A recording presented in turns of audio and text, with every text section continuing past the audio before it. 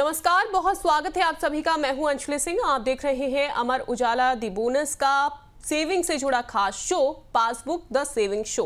National pension system यानी NPS में निवेश करने वालों के लिए बड़ी खबर है। पीएफआरडीए ने एनपीएस से जुड़े कई अहम नियमों में बदलाव कर दिए हैं। ये बदलाव सरकारी, गैर सरकारी और एनपीएस लाइट सभी सब्सक्राइबर्स पर लागू होंगे। अब आप 75 नहीं बल्कि 85 साल की उम्र तक एनपीएस में निवेश जारी रख सकते हैं।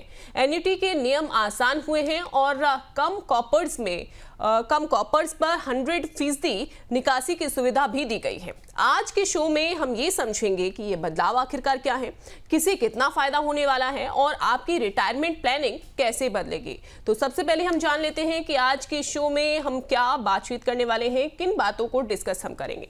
तो देखिए, ऑन द शो हम बात करेंगे एनपीएस में निवेश की उम्र सीमा बढ़ने का क्या असर आखिरकार पड़ने वाला है। इसके बाद बात होगी एनपीएस में एन्युटी नियमों में कौन से बदलाव किए गए हैं। तो देखिए, इस पर भी हम बात करेंगे कि आखिरकार एनपीएस में एन्युटी नियमों में कौन से बदलाव जो हैं वो किए गए हैं, ये बदलाव किस तरीके से असर डालेंगे, इस पर भी जो बातचीत है विस्तार से हम करने वाले हैं। इसके अलावा बात होगी विड्रॉल और एग्जिट के नियम आखिरकार क्या है। ये जो विड्रॉल और एग्जिट आप इससे कैसे कर सकते हैं, क्या नियम इसके बताए गए हैं, उस पर भी बातचीत करेंगे। इसके अलावा हम ये भी बात करेंगे कि सिस्टमेटिक यूनिट रिडम्पशन सुविधा आखिरकार क्या है।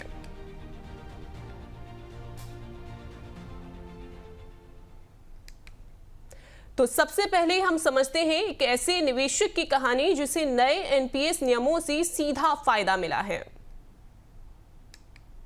मौजूदा कंपनी में काम कर रहे राजेश कुमार अगले साल रिटायर होने जा रहे हैं। राजेश के एनपीएस खाते में करीब 7.5 लाख रुपए जमा थे।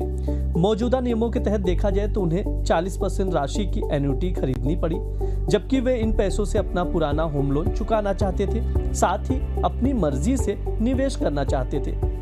नए नियमों से अब ये संभव हो गया है। एनपीएस में हुए ताज़ा बदलाव राजेश और उनके जैसे कई निवेशकों को उनकी कमाई पर पूरा अधिकार देते हैं। साथ ही नए नियम रिटायरमेंट प्लानिंग को ज़्यादा लचीला और व्यवहारिक बनाते हैं। तो देखिए, हम बातचीत को शुरू करते हैं। मैं इंट्रोडक्शन आपका करवा देती हूँ। आज हमारे साथ हैं बातचीत करने के लिए मनी मंत्रा के फाउंडर विरल भट्ट जी, जो एनपीएस नियमों, विड्रॉल और एन्युटी से जुड़े बदलावों को सरल भाषा में आपको समझाएंगे। बहुत स्वागत है आपका विरल जी। नमस्ते, शुक्रिया आपने शो पे बुलाया जी। सबसे पहला सवाल तो सर मेरा यही रहेगा आपसे कि सरकारी और गैर सरकारी एनपीएस सब्सक्राइबर्स के लिए इन्वेस्टमेंट से लेकर नियमों में अब बड़ा अंतर आ गया है। किस तरीके से इसे हम समझ सकते हैं और इनके लिए आगे की जो रणनीति रहेगी वो कैसी रहनी चाहिए, क्या बदलाव? डेफिनेटली पहले तो मुझे लगता है कि बहुत सालों से एनपीएस प्रोडक्ट को हर साल अगर हम देखेंगे और पिछले कुछ एक साल में, 1 या 1.5 साल में अगर मैं कहूँ तो गलत नहीं होगा कि बहुत सारे चेंजेस और बहुत ही अच्छे चेंजेस ओवरऑल लेकर आए हैं। जो मैं ऐसा हमेशा कहता हूं कि जिस हिसाब से जो चेंजेस हो रहे हैं एनपीएस में, वो एक म्यूचुअल फंड की और यानी म्यूचुअल फंड जैसा एक प्रोडक्ट बनाने की उसमें ओवरऑल प्लानिंग में है, जो पीएफआरडीए है, जहां पे हमको बहुत सारे जो छूटें मिलती है, आप एन्युटी के पॉइंट ऑफ व्यू से लेके विड्रॉवल के पॉइंट ऑफ व्यू से अगर देखें तो बहुत सारी फ्लेक्सिबिलिटी दी गई है। म्यूचुअल फंड जैसा प्रोडक्ट बनाने की बात कही है। और अगर हम देखेंगे कि ज्यादा से ज्यादा लोगों को अभी अगर हम देखेंगे भी ना तो जो लोग निवेश करते हैं, स्पेशली जो गवर्नमेंट सरकारी जो लोग हैं, जो सरकारी कर्मचारी हैं, उनके लिए तो हमेशा एनपीएस एक अच्छा प्रोडक्ट बन के आया ही है। वो लोग तो ज्यादातर अगर टैक्स के पॉइंट ऑफ व्यू से भी देखें, टैक्स बेनिफिट के पॉइंट ऑफ व्यू से निवेश करते आ रहे हैं।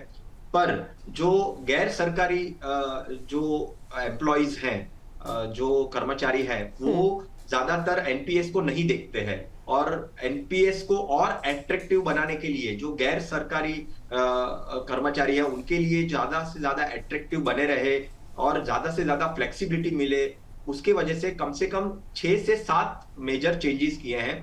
मैं एक एक करके बता देता हूं कि वो चेंजेस एग्जैक्टली क्या है। पहले तो जो विड्रॉवल का जो नियम था, अभी आप ऑलमोस्ट 8 लाख तक अगर आपका कॉर्पस बनता है तो आप उसको निकाल सकते हैं। एनपीएस के ओवरऑल कॉर्पस में से 8 लाख आप एक साथ विड्रॉ कर सकते हैं। अगर आपका कॉर्पस, अगर मान के चलिए आपका ओवरऑल कॉर्पस अगर 8 लाख का है, तो वो जो पहले 60-40 का रेशियो था, वो अभी अगर देखें तो 8 लाख तक कॉर्पस के लिए कोई भी ऐसे नियम नहीं है, आप पूरा का पूरा पैसा आप निकाल सकते हैं। और अगर आपका कॉर्पस 8 लाख से 12 लाख तक है, तो आप 6 लाख एक साथ निकाल सकते हैं। और 12 लाख के ऊपर अगर आपका कॉर्पस बन गया ओवरऑल एनपीएस का मैच्योरिटी के टाइम, तो आप अधिकतम 80% विड्रॉवल कर सकते हैं। ये सबसे पहला विड्रॉवल का। दूसरा एन्यूटी का है। एन्यूटी भी अगर आप देखें तो ज्यादातर 40% के पॉइंट ऑफ व्यू से कॉर्पस में आप एन्यूटी को ये कर सकते थे, यानी 60% विड्रॉवल कर सकते थे, 40% एन्यूटी में जाता था। और अभी वो अगर देखें नए नियमों के पॉइंट ऑफ व्यू से, तो वो कम होकर 40% से 20% बन गया है। तो यानी आप 80% विड्रॉवल कर सकते हैं और 20% आप एन्यूटी ले सकते हैं। तो उसको भी बहुत ही अट्रैक्टिव कर दिया है। फिर उम्र में बदलाव किया है, 85 इयर्स तक वो एनपीएस के उम्र को आप बढ़ा दी है। निवेश आप 85 इयर्स तक आप उसको एनपीएस पे निवेश कर सकते हैं। एसयूआर में जो जैसे हम एन्यूटी लेते हैं, जैसे म्यूचुअल फंड में एसडब्ल्यूपी होता है, वैसे एनपीएस में एन्यूटी के पॉइंट ऑफ व्यू से एसयूआर होता है। तो उसमें बदलाव किया गया है। 100% इक्विटी का ऑप्शन आपको दिया गया है। मल्टीपल जो स्कीम फ्रेमवर्क है उसमें बदलाव किए गए हैं, और बहुत सारे चेंजेस गवर्नमेंट एम्प्लॉयज के पॉइंट ऑफ व्यू से भी किए हैं। तो अगर देखें ओवरऑल एनपीएस का जो ये लास्ट जो बदलाव है, वो काफी बेहतर, काफी फ्लेक्सिबल और काफी झुकाव, मैं ज्यादा से ज्यादा मैं झुकाव करूं एनपीएस के ऊपर, और ज्यादा से ज्यादा जो नॉन गवर्नमेंट एम्प्लॉयज है वो भी इसका चुनाव करें अपने ओवरऑल इन्वेस्टमेंट फ्रेमवर्क में। मुझे लगता है काफी अच्छा फेरबदल है। मैं हमेशा म्यूचुअल फंड को प्रायोरिटी पे रखता था और एनपीएस को थोड़ा सा नीचे रखता था, बट मुझे लगता है ये जो बदलाव है वो काफी पॉजिटिव बदलाव है। ज्यादा से ज्यादा एनपीएस सब्सक्राइबर इससे जुड़ेंगे। बिल्कुल सर, चूंकि काफ़ी बदलाव इसमें जो हैं वो किए गए हैं। आपने अभी एक और पॉइंट का जिक्र किया, जिसमें से 75 से बढ़ाकर जो एज ग्रुप है वो 85 कर दिया गया है, निवेश करने की जो उम्र है। सर, ये फैसला क्यों लिया गया है, आप इसे किस तरीके से देखते हैं? एंड जो इन्वेस्टर्स हैं, सबसे ज़्यादा कौन से इन्वेस्टर्स को इससे फ़ायदा होगा, ये जो उम्र सीमा जो है वो बढ़ाई गई है? देखिए, मुझे लगता है जो नॉन गवर्नमेंट एम्प्लॉयज है उसको ज्यादा फायदा होगा। अगर आज हम देखेंगे ना, तो नॉन गवर्नमेंट जो एम्प्लॉयज है, राइट, जो प्राइवेट कंपनीज में जो काम करते हैं, वो अनुमान 60 इयर्स का रिटायरमेंट तो होता ही है, बट वो 60 से ज्यादा भी काम करते हैं, राइट। आप देखेंगे तो वो 70 तक भी जाते हैं, बहुत बार 70 इयर्स तक काम करते हैं, क्योंकि फिट होते हैं और मनी फ्लो भी उनको चाहिए होता है, और शायद से एक्टिव भी रहना चाहते हैं। तो बहुत सारे रीजंस हो सकते हैं, बट अनुमान देखा गया है कि जो नॉन गवर्नमेंट एम्प्लॉयज हैं, जो प्राइवेट सेक्टर के एम्प्लॉयज हैं, वो 70 इयर्स तक काम करते हैं। तो उनके लिए ये काफी अच्छा एक हो सकता है कि जहां पे उम्र जो है वो 75 से 85 तक एंट्री एज बन चुकी है। तो काफी अच्छा बदलाव है ये, और एक इनकम फ्लो भी बना रहता है। अगर आप रेगुलर इनकम फ्लो के पॉइंट ऑफ व्यू से देखें, रिटायरमेंट प्लानिंग बहुत ही अच्छे से कर सकते हैं ये। और जो प्रोफेशनल्स भी है, जो कंसल्टेंट है, जो आई थिंक मुझे लगता है जो बिजनेस क्लास है, राइट, बिजनेस क्लास की कोई वैसे ही रिटायरमेंट की कोई सीमा नहीं होती है। वो अगर फिट रहते हैं और इनकम फ्लो बना रहता है, तो वो ज्यादा से ज्यादा साल तक काम करते हैं। तो मुझे लगता है ये भी एक वजह हो सकती है कि जो निवेश की जो सीमा है वो 75 से 85 हो गई है। बिल्कुल बिल्कुल सर, एन्युटी नियमों में जो बदलाव किए गए हैं वो रिटायरमेंट इनकम को किस तरीके से सर प्रभावित करते हैं, और क्या ये जो इन्वेस्टर्स हैं अब इनके पास ज्यादा फ्लेक्सिबिलिटी हो जाएगी? एब्सोल्युटली। पहले जो एन्युटी थी ना, वो मजबूरी थी, ऐसा मैं कहता हूं, बट अभी ये चॉइस बन गई है। आप कम एन्युटी ले सकते हैं, ज्यादा लमसम विड्रॉ कर सकते हैं, निवेशक अपनी जरूरत के हिसाब से इनकम का विड्रॉवल का प्लान कर सकता है। ये काफी सबसे बड़ी सहूलियत मिलेगी, और फ्लेक्सिबिलिटी डेफिनेटली बड़ी है। लेकिन यहाँ पे थोड़ा सा ये देखना है कि आपकी प्लानिंग जो है ना, बहुत ही इंपॉर्टेंट है। मुझे लगता है ये प्लानिंग के पॉइंट ऑफ व्यू से अगर आप कोई फाइनेंशियल एडवाइजर की भी हेल्प लेंगे, overall withdrawal point of view से, retirement planning point of view से, क्योंकि बहुत सारे बदलाव हुए हैं, आपको कोई हैंड होल्ड करने वाला, ये चीजों को समझाने वाला और आपकी जरूरत के हिसाब से उसको डिजाइन करके देने वाला कोई एक वित्तीय सलाहकार होना चाहिए। बिल्कुल बिल्कुल सर, और काफ़ी ज़्यादा ये जो बदलाव हैं वो लोगों के लिए काफ़ी इम्पैक्ट भी डालने वाले हैं, और इसी पर आज हम चर्चा भी कर रहे हैं कि एनपीएस में ये जो बदलाव हुए हैं किस तरीके से आपके ये असर जो है वो डाल सकते हैं। और साथ ही आपके मन में भी कोई सवाल है तो आप देखिए सवाल भी पूछ सकते हैं। सर, कौन सी ऐसी कंडीशंस होंगी जो कि 100% विड्रॉल की सुविधा जो है वो इसमें दी गई है, ऐसी कौन सी कंडीशंस में, और ये किन इन्वेस्टर्स के लिए बड़ी राहत देती हैं? देखिए, मुझे लगता है कि जो कम पैसा निवेश करते हैं, चीजों को रिटायरमेंट से डेफिनेटली जोड़ते हैं, पेंशन से डेफिनेटली जोड़ते हैं, बट जो उनका कंट्रीब्यूशन है वो बहुत ही कम कंट्रीब्यूशन करते हैं, ऐसे जो निवेशक है जहां पे आपका ओवरऑल कॉर्पस अगर 8 लाख का है, राइट, तो आप वो पूरा 100% विड्रॉ कर सकते हैं। आपको कोई एन्युटी लेने की जरूरत नहीं है। मुझे लगता है ये बहुत ही सराहनीय कदम है पीएफआरडीए के पॉइंट ऑफ व्यू से। जो छोटे निवेशक है, जो छोटा कंट्रीब्यूशन करते हैं, छोटा कंट्रीब्यूशन कर ओवरऑल 8 लाख का कॉर्पस अगर उनका बना है, तो मुझे लगता है कि 100% विड्रॉवल वो ले सकते हैं। ये मुझे लगता है बहुत ही अच्छा कदम हो सकता है एनपीएस के पॉइंट ऑफ व्यू से। बिल्कुल। और सर, सिस्टमेटिक यूनिट रिडम्पशन की ये जो सुविधा दी गई है वो क्या है, और अगर हम एसडब्ल्यूपी से इसे कंपेयर करें तो इस तरीके उससे ये किस तरीके से अलग है? देखिए, इसको थोड़ा सा मैं विस्तार से बताना चाहूंगा। एसडब्ल्यूपी के पॉइंट ऑफ व्यू से सोचेंगे तो डेफिनेटली हमको म्यूचुअल फंड याद आता है, जहां पे हम सिस्टमेटिक विड्रॉवल ले सकते हैं। अभी एनपीएस क्या ये जो फैसिलिटी है, आपने कहा ये फैसिलिटी जो systematic unit redemption, systematic unit redemption में, इसमें आप लमसम विड्रॉवल भी ले सकते हैं, और लमसम विड्रॉवल के साथ साथ छोटे छोटे इसमें आप विड्रॉवल, जैसे हम सिस्टमेटिक विड्रॉवल लेते हैं, ये एसडब्ल्यूपी और लमसम दोनों का कॉम्बिनेशन उसको कह सकते हैं कि धीरे धीरे भी अगर आपको पैसा निकालना है, लमसम विड्रॉवल लेने के बाद भी वो फैसिलिटी को भी आप अभी एक्टिव कर सकते हैं आपके एनपीएस के अंदर। बिल्कुल। और सर, ये किस तरह के जो रिटायर्ड निवेशक हैं उनको किस तरीके से प्रभावित करते हैं? उनके पास क्या ये बेहतर ऑप्शन है? डेफिनेटली देखिए, मुझे लगता है कि जैसे म्यूचुअल फंड में हमेशा एक फ्लेक्सिबिलिटी मिलती थी कि भाई आपके कॉर्पस का आपको जैसे भी उसको विड्रॉवल करना है आप कर सकते हैं, उसके अंदर कोई एन्युटी की बात नहीं थी, और ऐसी कुछ फिक्स परसेंटेज ही आप विड्रॉ कर सकते हैं आपके 60 होने के बाद, ऐसी कोई बात म्यूचुअल फंड में नहीं थी, राइट। सिमिलरली एनपीएस को भी उसी दिशा के और वो लेकर जा रहा है, जहां पे जो भी कंट्रीब्यूट करता है, चाहे वो प्राइवेट ऑर्गेनाइजेशन का एम्प्लॉई हो या गवर्नमेंट एम्प्लॉई हो, अगर उसको विड्रॉवल लेना है तो वो डेफिनेटली, अगर उसका कॉर्पस 80% अगर उसको विड्रॉ करना है ओवरऑल उसका कॉर्पस, क्योंकि कॉर्पस बड़ा है, 12 लाख से ज्यादा का कॉर्पस है, तो वो 80% तक पूरा विड्रॉवल कर सकता है।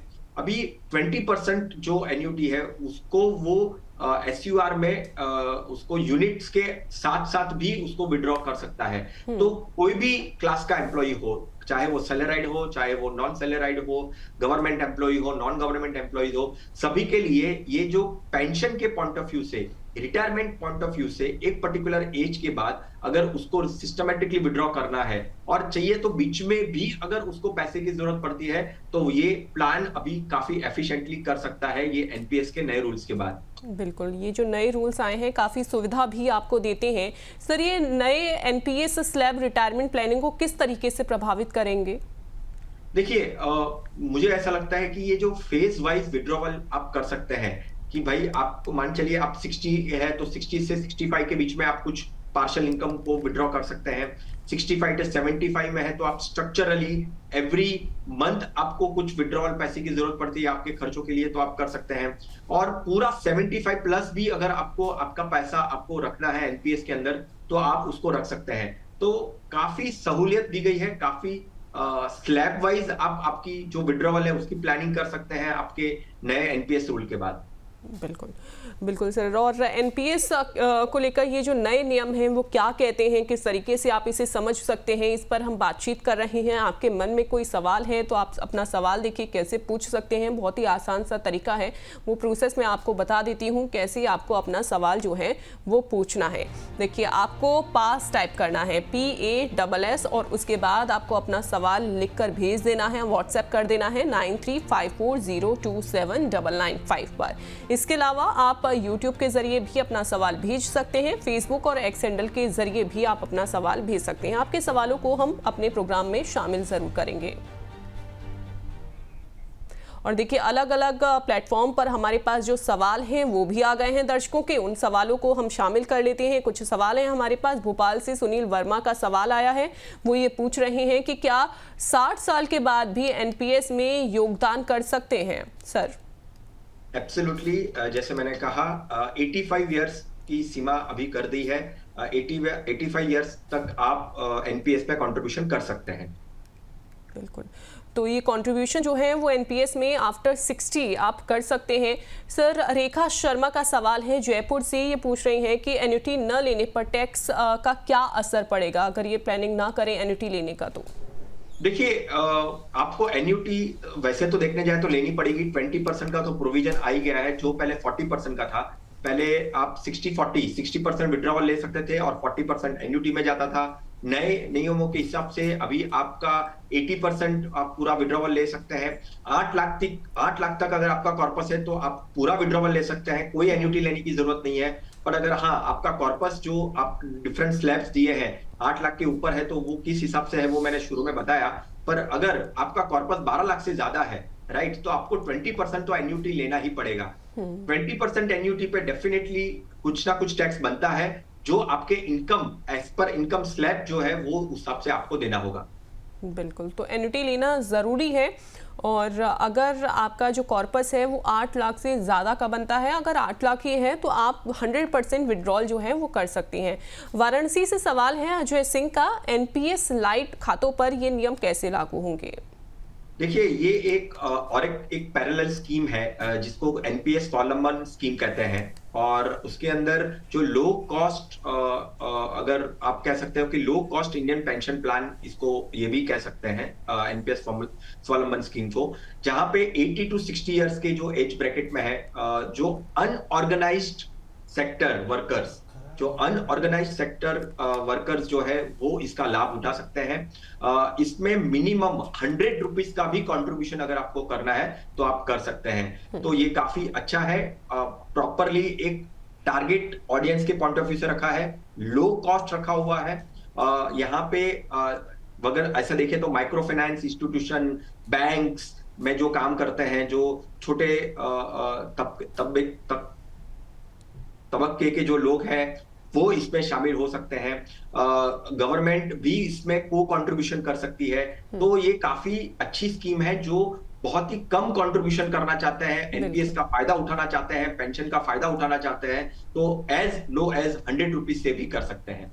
बिल्कुल बिल्कुल, तो आपके जो सवाल हैं वो हमने अपने इस प्रोग्राम में शामिल किए हैं। और अगर आपके मन में कोई और सवाल है तो देखिए आप अपने सवालों को भेज सकते हैं, प्रोसेस हमने आपको बता दिया है।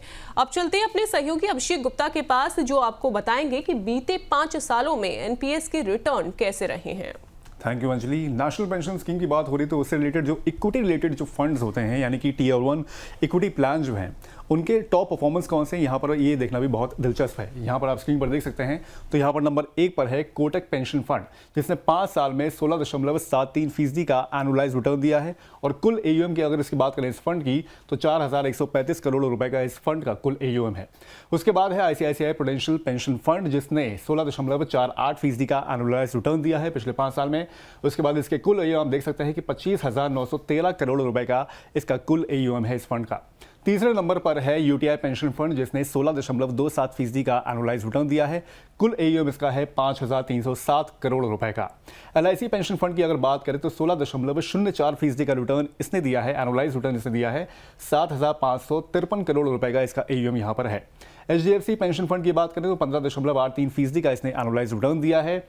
71,310 करोड़ रुपए का इसका एक तरह से पूरा जो AUM है वो ये मेंटेन करके अभी चल रहा है।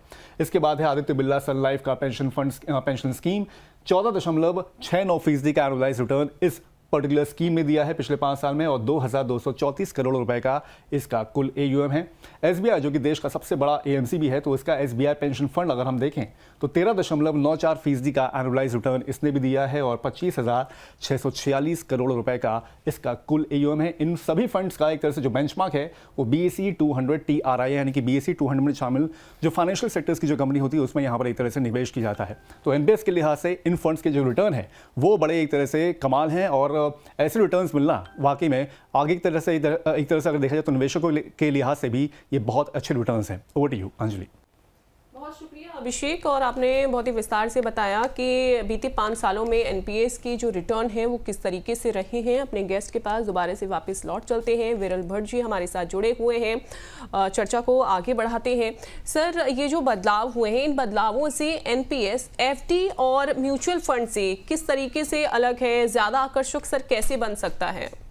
देखिए अंजलि, कंपैरिजंस जब हम करते हैं प्रोडक्ट्स की तो it should be apple to apple comparison, right? वैसे तो बहुत सारे प्रोडक्ट्स अवेलेबल है, हम कोई भी प्रोडक्ट उठाकर ऐसे एनपीएस के साथ उसको नहीं करना चाहिए। हालांकि हम डेफिनेटली म्यूचुअल फंड और एनपीएस को कुछ ना कुछ जगह पे कंपैरिजन कर सकते हैं। एफडी अगर हम देखें तो डेट प्रोडक्ट है, फिक्स्ड रिटर्न्स देते हैं, लॉक इन प्रोडक्ट है, टैक्सेबिलिटी भी ज्यादा है, लिक्विडिटी इतनी नहीं है, तो एफडी के सामने तो डेफिनेटली एनपीएस काफी एक अच्छा प्रोडक्ट बनता है। और पर्टिकुलरली ये जो नए रूल्स आए हैं, नए रूल्स के बाद ये काफी अच्छी तरीके से म्यूचुअल फंड को भी ये कंपटीशन दे रहा है, क्योंकि जैसे मैंने शुरू में कहा कि ये एनपीएस एक म्यूचुअल फंड जैसा प्रोडक्ट बनने की दिशा के और चल रहा है, राइट? तो ये रिप्लेसमेंट तो मैं नहीं कह सकता हूं म्यूचुअल फंड का रिप्लेसमेंट है, बट डेफिनेटली ये कॉम्प्लीमेंट करता है काफी अच्छी तरीके से म्यूचुअल फंड को। एमएफ डेफिनेटली काफी अच्छी तरीके से लिक्विडेबल है, आप उसमें बहुत सारी स्ट्रेटेजीज लगा सकते हैं, एसआईपी की स्ट्रेटेजी, एसडब्ल्यूपी की स्ट्रेटेजी, एसटीपी की स्ट्रेटेजी, जो अभी एनपीएस में इतनी स्ट्रेटेजीज अवेलेबल नहीं है। बट यस, अगर हम रिटर्न्स के मामले में देखें तो एमएफ ने अभी भी 2 से 3-4% शायद से अल्फा जनरेट किया होगा एनपीएस के पॉइंट ऑफ व्यू से। बट हाँ, अभी बदलाव जो हुए हैं और जो सालों से जो एनपीएस प्रोडक्ट का जो इवॉल्व हुआ है वो काफी अच्छा इवॉल्वमेंट हुआ है और आगे जाके भी ये एनपीएस को और अट्रैक्टिव बनाने की उम्मीद है। तो मुझे लगता है एनपीएस का एक, मैं ऐसा कह सकता हूं, एनपीएस 2.0 आ चुका है मार्केट में, जो काफी कॉम्पिटेंट हो सकता है म्यूचुअल फंड जैसे प्रोडक्ट के सामने। तो बिल्कुल, तो सर आप मानते हैं कि एनपीएस जो है वो एफडी से कहीं ना कहीं बेहतर है और म्यूचुअल फंड को टक्कर देने की दिशा में आगे ज़रूर बढ़ रहा है। सर, ये जो नए रूल्स आए हैं इसके बाद जो इन्वेस्टर्स हैं उनको अपने एसेट एलोकेशन में क्या बदलाव करना चाहिए? देखिए, एक तो ये बात सही है कि जो लोग उनके 30s में है, राइट, 25 से लेके 30s या 35 या 40s भी मान के चलो, यानी 25 से 40 के जो एज ब्रैकेट वाले जो यंग इन्वेस्टर्स हैं उनको इक्विटी हेवी उनका ऑप्शन सिलेक्ट करना चाहिए एनपीएस में। जो लोग 50, 55, 60s के आसपास है, जो लोग रिटायरमेंट के नजदीक है, उनको मुझे लगता है थोड़ा सा शिफ्ट करना चाहिए डेट के और भी थोड़ा सा परसेंटेज। हालांकि इक्विटी को ज्यादा एलोकेशन रखना है, बट डेट को भी तवज्जो देना है और डेट में भी थोड़ा सा अमाउंट शिफ्ट करना है। और मान के चलिए जो लोग ने रिटायरमेंट ले ली है, पोस्ट रिटायरमेंट वाले फेज में है, राइट, तो उनको डेफिनेटली हाइब्रिड वाला ऑप्शन रखना चाहिए जहां पे इक्विटी डेट का कॉम्बिनेशन हो। और एसयूआर जो हमने शुरू में भी बात की, थोड़ी देर पहले बात की, कि सिस्टमेटिकली यूनिट्स को जो विड्रॉवल करना है वो भी कर सकते हैं ऐसे जो पोस्ट रिटायरमेंट वाले स्टेज पे आ गए हैं। बिल्कुल। और सर, क्या आप रिटायरमेंट को एक फेज की बजाय सिर्फ लंबी फाइनेंशियल जर्नी की तरह ही देखना चाहिए? डेफिनेटली, यानी ये फेज इंपॉर्टेंट है। फेज में ऐसा भी हो सकता है कि आपके और भी कोई गोल्स होंगे आपके फाइनेंशियल लाइफ में, तो आपको उसको भी पूरा करना है और साथ साथ में आपको रिटायरमेंट को भी इंपॉर्टेंस देना है। देखिए अंजलि, हमने पहले भी बहुत बार शो में ऐसे बात की होगी जहाँ पे हमारी जो इंडिया में जो लोग रहते हैं वो रिटायरमेंट के लिए सीरियस नहीं है, राइट, रिटायरमेंट प्लानिंग के बारे में सोचते नहीं है, एक्सपेंसेस को कंसीडर नहीं करते हैं कि भाई आज के बाद 20 साल के बाद 25 साल के बाद जो एक्सपेंसेस बढ़ जाएंगे, इन्फ्लेशन बढ़ जाएगा, तब मेरे पास एक अच्छा खासा रिटायरमेंट का कॉर्पस होना चाहिए जो मेरे को फ्लेक्सिबिलिटी दे और रेगुलर इंटरवल पे मुझे जो पेंशन के लिए पैसा चाहिए या जो मेरे एक्सपेंसेस के लिए पैसा चाहिए वो मुझे मिलता रहे। बिल्कुल। और सर अभी हमने बात की थी कि एज की, कि एज जो है वो 75 से बढ़ाकर 85 कर दिया इन्वेस्टमेंट की, लेकिन अगर हम बात करें 60 साल से पहले अगर पार्शियल विड्रॉल अगर किसी को करना है तो इसके जो रूल्स हैं उसमें किस तरीके का बदलाव सर आया है? देखिए, वो पार्शियल विड्रॉवल तो डेफिनेटली ले सकता है 5 इयर्स के एज के पॉइंट ऑफ व्यू से। अगर उसको पार्शियल विड्रॉवल लेना है तो 5 इयर्स के गैप में वो डेफिनेटली पार्शियल विड्रॉवल ले सकता है। तो पार्शियल विड्रॉल जो है वो लिया जा सकता है। सर कुछ सवाल आ गए हैं हमारे दर्शकों के, एक बार उन सवालों को भी हम अपने इस प्रोग्राम में शामिल कर लेते हैं। नोएडा से ही सवाल आया है प्रीति गुप्ता का। उन्होंने पूछा है कि 60 साल से पहले कितनी बार निकासी कर सकते हैं, विड्रॉल कितनी बार हो सकता है? 3 बार निकासी कर सकते हैं, विड्रॉवल कर सकते हैं अपने एनपीएस के कॉर्पस से। बिल्कुल, तो आंसर है 3 साल तक, 3 साल आप इसमें कर सकते हैं। और मनोज यादव का सवाल है गोरखपुर से, विड्रॉल के बीच कितना गैप जरूरी है? देखिए, जैसे मैंने कहा थोड़ी देर पहले भी कि 5 साल का गैप होना चाहिए विड्रॉवल के पॉइंट ऑफ व्यू से। बिल्कुल, तो 5 साल का गैप होना चाहिए और कोशिश करिए कि आप 3 बार जो विड्रॉल है वो आप कर सकते हैं। शशिकांत का सवाल पटना से है कि किन मामलों में प्री मैच्योर एग्जिट की अनुमति है? देखिए, 3 मामलों में प्री विड्रॉल मैच्योरिटी की पॉसिबिलिटीज आप देख सकते हैं। एक तो अगर आपको सीरियस इलनेस आ गई तो वो आपको कन्वे करना पड़ेगा, तो आपको विड्रॉवल मिल सकता है। आपको डिसेबिलिटी हो गई, परमानेंट डिसेबिलिटी हो गई, तो उसके पॉइंट ऑफ व्यू से भी आपको विड्रॉवल मिल सकता है। और अगर डेथ हो गई जो सब्सक्राइबर है उसकी, तो वो केस में भी आपको प्री मैच्योर विड्रॉवल मिल सकता है। बिल्कुल, तो इन कंडीशंस में प्री मैच्योर एग्जिट की अनुमति आपको है। आपके सवाल हमारे पास आए हैं, उन सवालों को हमने अपने इस प्रोग्राम में शामिल किया है। अगर आपके मन में भी कोई और सवाल हैं तो आप ज़रूर भेजिएगा। सर अगला सवाल है कि 60 साल के बाद भी एनपीएस खाते से पैसे निकालने के बीच में जो गैप दिया गया है, जो तय किया गया है गैप, वो क्यों ज़रूरी है सर?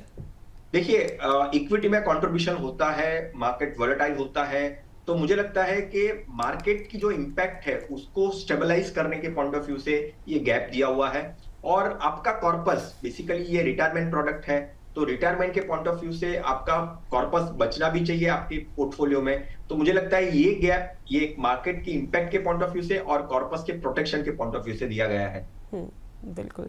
सर अगला सवाल कि सरकारी और गैर सरकारी, चूंकि इस पर हमने पहले भी बात की थी, मेरा पहला सवाल भी यही था कि सरकारी और गैर सरकारी सब्सक्राइबर्स के लिए नियमों में जो अभी अंतर बना हुआ है उसे जो इन्वेस्टर्स हैं किस तरीके से समझ सकते हैं?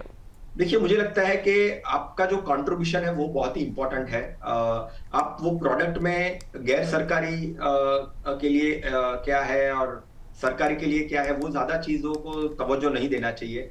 बहुत सारे ऐसे फीचर्स हैं वो और एफिशिएंट हो रहे हैं, यूनिफॉर्मिटी लाने की कोशिश की जा रही है। देखिए, जो सरकारी कर्मचारी होता है उनके दिमाग में हमेशा एक पेंशन की बात रहती है कि भाई मुझे कितना पेंशन मिलेगा मेरे रिटायरमेंट के बाद। और जो नॉन सरकारी जो एम्प्लॉयज रहते हैं, प्राइवेट सेक्टर्स के जो रहते हैं, उनको कोई पेंशन नहीं मिलता है। तो डेफिनेटली दोनों के पॉइंट ऑफ व्यू से एन्युटी लाई इसके लिए गई थी कि भाई आपको कुछ एक रेगुलर पेंशन मिल सके। बट अभी रिटायरमेंट के टाइम पर मुझे तय करने दो कि मुझे कितना कॉर्पस चाहिए, राइट? ये हमेशा आर्गुमेंट रहा करती थी। एमएफ में, म्यूचुअल फंड में ऐसा कोई प्रावधान नहीं है कि जहां पे आपको पेंशन मिले या आपको एन्युटी मिले। एनपीएस में ये चीज थी, बट अभी उसमें भी बहुत सारी फ्लेक्सिबिलिटी दी गई है क्योंकि दौर बदल रहा है, लोगों के इन्वेस्टमेंट पैटर्न बदल रहे हैं, इक्विटी में ज्यादा से ज्यादा निवेश कर रहे हैं। तो मुझे लगता है आप कंट्रीब्यूशन के ऊपर फोकस करिए, जितना ज्यादा कंट्रीब्यूट कर सके उतने अच्छी तरीके से आप विड्रॉवल ले पाएंगे आगे जाके। बिल्कुल सही बात है, लोगों का इन्वेस्टमेंट पैटर्न जो है वो बिल्कुल इस समय जो है वो बदल रहा है। सर ये जो बदलाव हुए, इन सभी सुधारों के बाद एनपीएस के अगर कंपैरिजन हम करें ईपीएफ, पीपीएफ और म्यूचुअल फंड से, तो रिटायरमेंट सॉल्यूशन से कैसे किया जाना चाहिए सर? देखिए, मैं एनपीएस के सामने जब ईपीएफ को रखता हूं या म्यूचुअल फंड को रखता हूं तो मैं इस तरह से बोलता हूं कि भाई अगर आपका ईपीएफ और पीपीएफ है, डेफिनेटली होना चाहिए। कंट्रीब्यूशन बहुत ही कम होना चाहिए, जितना मिनिमम आपको करना चाहिए उतना ही करना चाहिए। तो मैं 20% एलोकेशन ऐसे इंस्ट्रूमेंट में दूंगा जहां पे आप ईपीएफ कर रहे हो या तो पीपीएफ कर रहे हो। म्यूचुअल फंड आप कर रहे हो, वहां पे मैं अभी ये कहूंगा कि आज के टाइम में कम से कम आपका नहीं तो 40 to 60% जो कॉर्पस है वो आपका म्यूचुअल फंड में जाना चाहिए, क्योंकि म्यूचुअल फंड आपको ग्रोथ देता है, अच्छा खासा पावर ऑफ कंपाउंडिंग देता है, और बहुत सारी स्ट्रेटेजीज आप म्यूचुअल फंड के साथ कर सकते हो। रही बात एनपीएस के पॉइंट ऑफ व्यू से, डेफिनेटली आपको वो डिसिप्लिन देता है। कम से कम आप 40% जितना कॉर्पस आप सोच सकते हो एनपीएस के पॉइंट ऑफ व्यू से, राइट। तो मुझे लगता है ईपीएफ पीपीएफ आपको सेफ्टी देता है, म्यूचुअल फंड आपको ग्रोथ देता है, और एनपीएस आपको डिसिप्लिन भी देता है। और अगर आपको टैक्स बेनिफिट भी लेना है तो आप टैक्स बेनिफिट भी ले सकते हैं एनपीएस जैसे प्रोडक्ट्स के साथ। बिल्कुल बिल्कुल सर एक आखिरी सवाल है कि क्या ये एनपीएस में जो सुधार हुआ है वो इंडिया में रिटायरमेंट प्लानिंग को और ज्यादा फ्लेक्सिबल बना पाएगा और ज्यादा भरोसेमंद बना पाएगा? डेफिनेटली काफी अच्छी तरीके से फ्लेक्सिबिलिटी दी है। अभी के जो नियम आए हैं वो काफी अच्छी तरीके से फ्लेक्सिबिलिटी दे रहे हैं। बहुत सारे ऐसे चेंजेस हैं जो करने की आवश्यकता थी, जो सुना पीएफआरडीए ने और चेंजेस किए। तो मुझे लगता है ये gold based point of view से, रिटायरमेंट पॉइंट ऑफ व्यू से ये काफी अच्छा कदम उठा गया है। वो चलना चाहिए, प्रोडक्ट की तरह उसके नहीं देखना चाहिए। मुझे लगता है उसको एक प्रोसेस के पॉइंट ऑफ व्यू से, एक स्ट्रक्चर प्लानिंग के पॉइंट ऑफ व्यू से एनपीएस को देखना चाहिए। बिल्कुल बिल्कुल सर, बहुत शुक्रिया, आपने एनपीएस को बहुत ही बेहतर तरीके से और अच्छे से एक्सप्लेन करके समझा दिया। बहुत शुक्रिया सर। शुक्रिया अंजलि। तो देखिए, आज हमने जाना है कि एनपीएस में हुए ये जो नए बदलाव हैं निवेशकों को ज़्यादा विकल्प, ज़्यादा आज़ादी और बेहतर रिटायरमेंट प्लानिंग का मौका देते हैं। पासबुक द सेविंग शो में हम आपकी सेविंग और फ्यूचर प्लानिंग से जुड़े ऐसे ही अहम बदलावों को आसान भाषा में समझाते रहेंगे। अगले एपिसोड में हम फिर मिलेंगे एक और नए टॉपिक के साथ। तब तक के लिए आप देखते रहिए द बोनस। धन्यवाद।